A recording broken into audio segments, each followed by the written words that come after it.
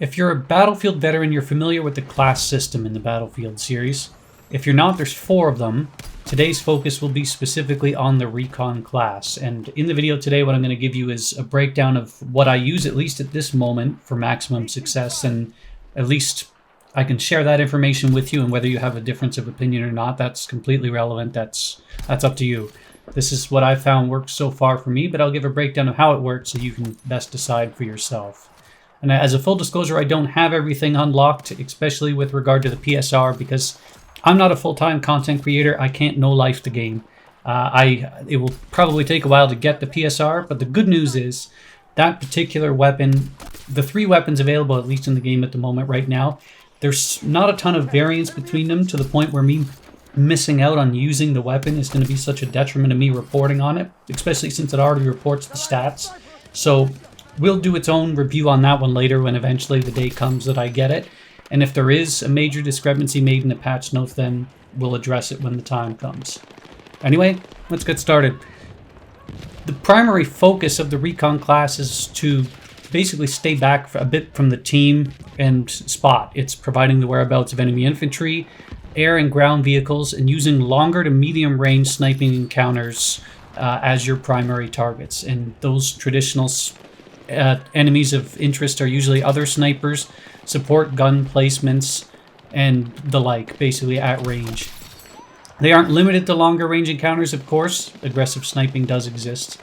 And they have a plethora of gadgets to facilitate these goals, which we'll get into.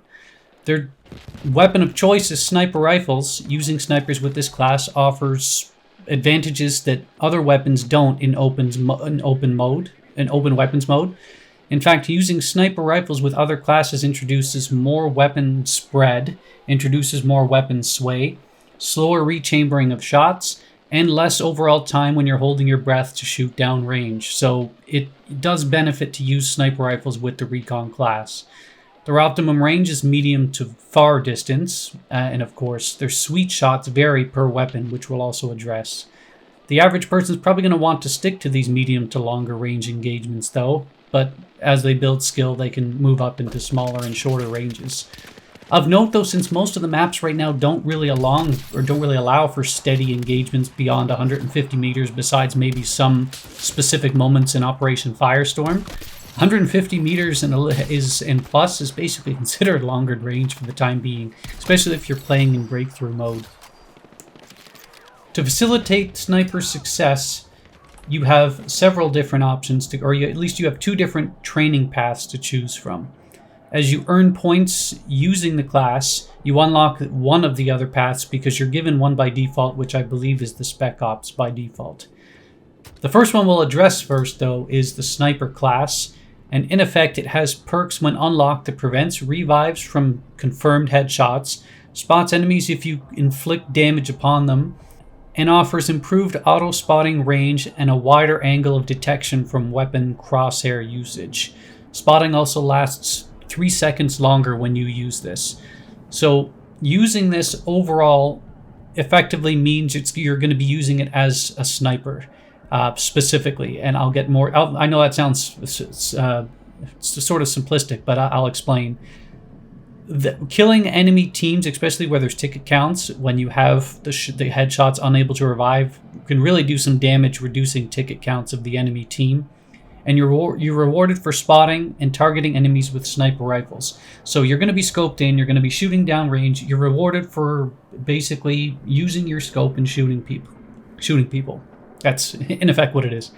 The Spec Ops path is not too much different, but it does offer some variance in that it allows perks to clear combat state faster when you're prone.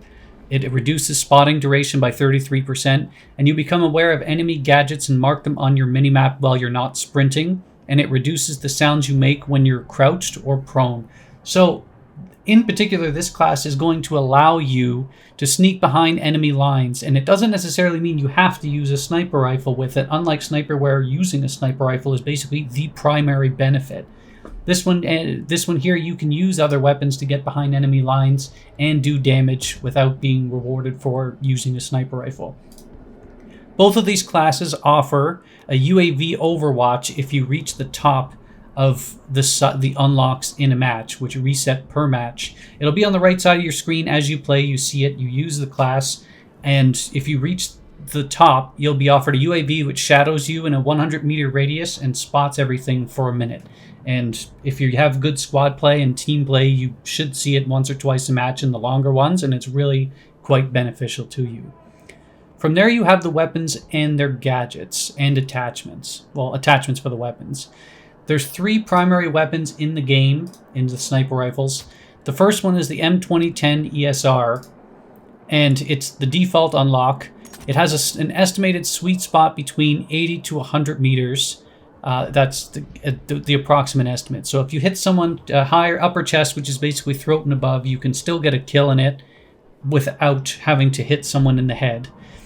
For me, I typically, when I have it unlocked, I use, just because you have a limited amount of points you can use. You have the 100 points at the top here, which allows you to unlock or attach as many attachments that fit underneath that 100 point threshold. For now, at least, I've been using the brake. I've been using extended barrel. Yep, I've been using extended barrel. The rangefinder, the angled, the 5 fast magazine, longer range rounds, the ADS bolt, and the SDSS 6x scope, which until I unlock the 8x seems to be what I like the most. The SDSS scope is mostly aesthetics. It reminds me so much of the 12x scope of Battlefield 3 and 4, so I'm familiar with it. And right after I unlocked it, I started having more success with it. It's my preferred weapon right now because of the attachments unlocked and because it's more of a true jack-of-all-trades sniper rifle. There's no range where you're going to be limited by it. And more specifically to the last point, when you attach the extended barrel, it increases the muzzle velocity up to over 1,125 to be specific. So that would be my choice, especially because if you did have maps where you could shoot at longer ranges, then you would see less bullet drop over time. So that's nice.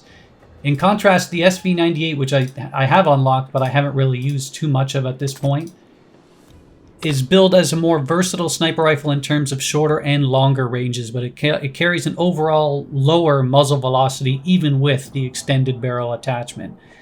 It has an estimated 60 to 90 meter sweet spot range. I haven't completely and fully tested it out. It says that it's optimized between 45 and 90, but I don't think the sweet spot kicks in until about 60 or so. Your loadout will basically be quite similar to the M2010 based on their attachment profile. And the last one here, of course, is the PSR, which, again, I'm not an influencer. I don't have all the time in the world to unlock this insane assignment. But it is being billed for longer ranges. I do expect it to have a sweet spot further than the M2010, which would probably, based on best estimates, start around 120 or so. And the attachments will be similar across the board for this rifle too. But again, I'll diagnose this one proper when the time comes that it's unlocked. When you go into, when it comes to actual sidearms, you can use, I don't have one of the better ones unlocked at the moment. Where is it? The M44 is the one I've seen, at least from other people playing, that you can actually put up a viable chance of killing people. I don't have it unlocked yet. Right now I'm just using either one of these first two, and it's not even worth using.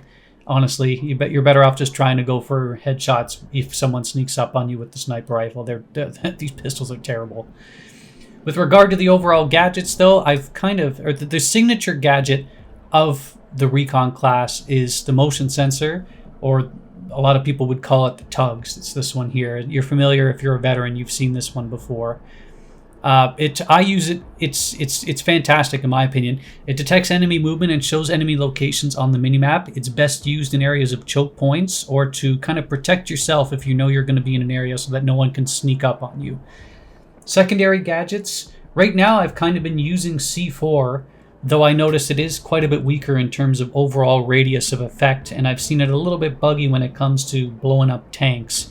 Though I've had some success using it thus far. I imagine it will be perhaps buffed into the future.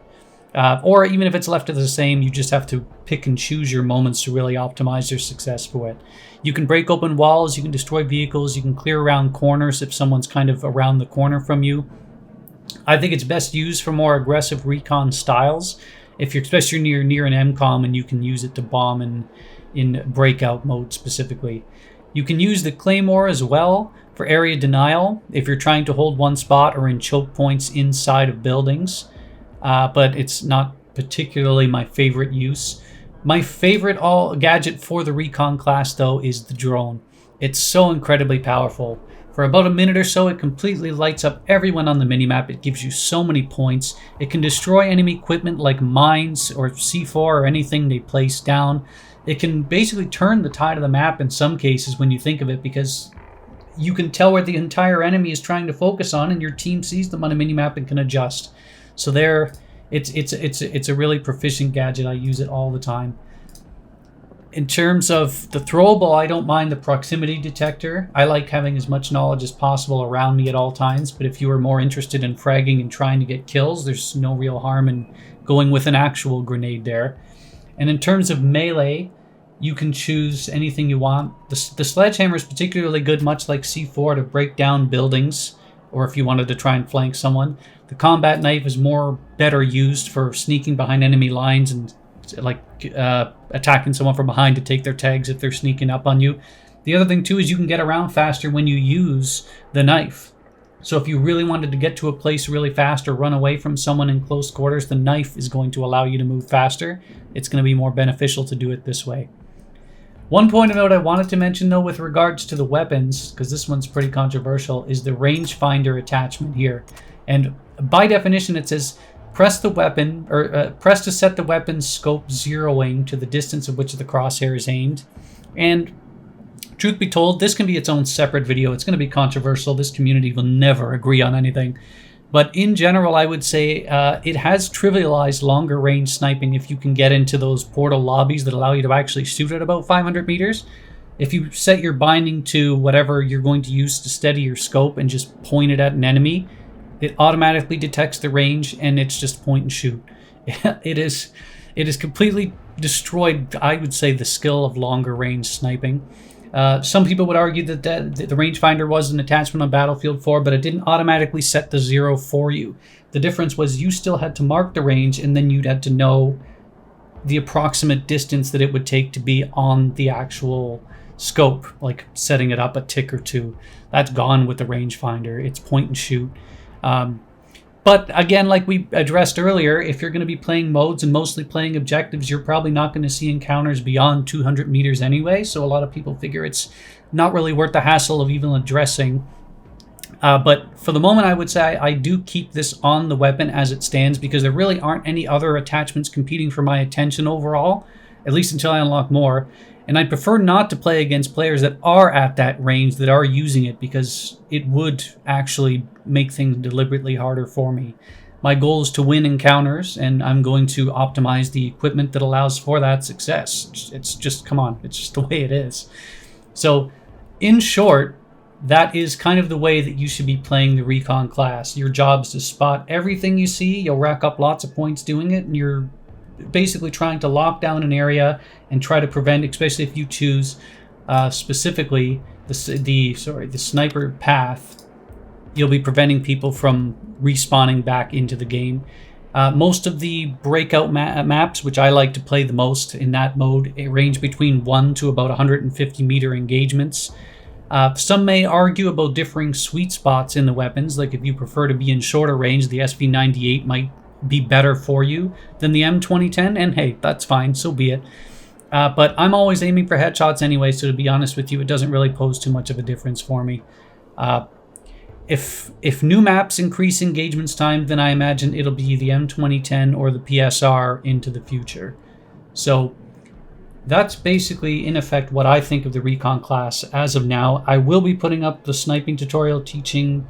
Well, it's been a long-standing staple of the channel, so I will be putting up that one into the near future as well. But this was an overall breakdown of the class. If you have anything you agree or disagree with, feel free to put it in the comments. So far, this has worked quite well for me, and I haven't really had any trouble so far once I've learned the layouts of the maps. And that's it. Have a good day.